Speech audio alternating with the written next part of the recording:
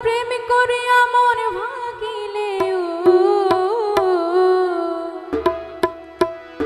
প্রেম করিয়া মন ভাগিলে জোড়া লাগে না ভালোবাসা ভালোবাসা মায়ার জিনিস পুতুল খেলা না